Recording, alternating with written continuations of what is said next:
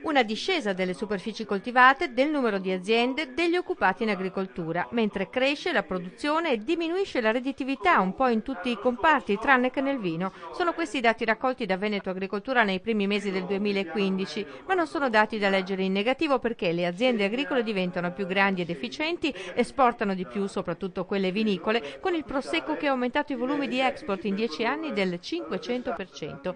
Il dato preoccupante è la redditività per gli agricoltori. I prezzi sono stabili in molti settori, ma calano fino al 20% per esempio per mais e frumento tenero, e poi c'è il problema di interi mercati persi, come la Russia, o di altre aree dove le difficoltà politiche rendono difficile qualsiasi scambio, e la concorrenza con paesi che stanno crescendo moltissimo. Un rapporto che conferma un andamento evolutivo della nostra agricoltura che sta cambiando anche nelle aziende.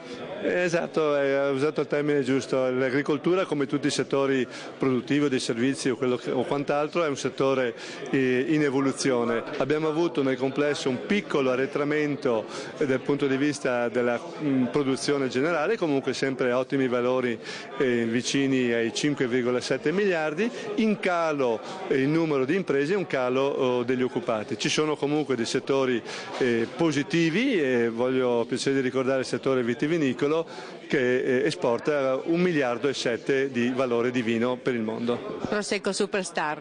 Il Prosecco guida, ovviamente non c'è solo il Prosecco, comunque indubbiamente è la punta. Ecco, le previsioni per il 2015 non sono male, però gli agricoltori vedono un po' nero. Sì, ecco, quello che abbiamo così raccolto, c'è una visione un po' diversa tra gli operatori, gli imprenditori dell'industria agroalimentare, quindi trasformatori sostanzialmente, che vedono dei segnali, vedono il futuro positivamente in termini di produzione, di ordinativi interni, di ordinativi esterni, c'è anche un movimento dei consumi. Gli agricoltori invece, proprio principalmente loro sono in grado e producono bene, e la quantità c'è, perché anche nel 2014 la quantità c'è, ovviamente sono più in balia dei mercati internazionali e in questo momento sono cedenti. Il rapporto di Veneto Agricoltura è stata anche l'occasione per incontrare alla prima uscita il nuovo assessore regionale Giuseppe Pan, che però non ha voluto fare commenti sul futuro di Veneto Agricoltura che la regione ha posto in liquidazione.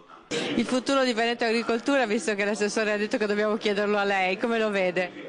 Ma ha ragione lui, cioè ci sono probabilmente delle ridondanze che vanno eliminate, perché creano probabilmente anche degli sprechi rispetto a delle risorse che ormai sono sempre più limitate, soprattutto da parte del pubblico.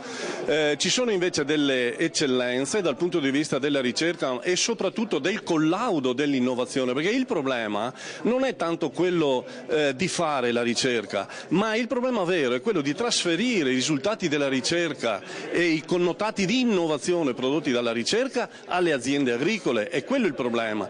Veneto Agricoltura in questo può svolgere un ruolo, secondo me, importante.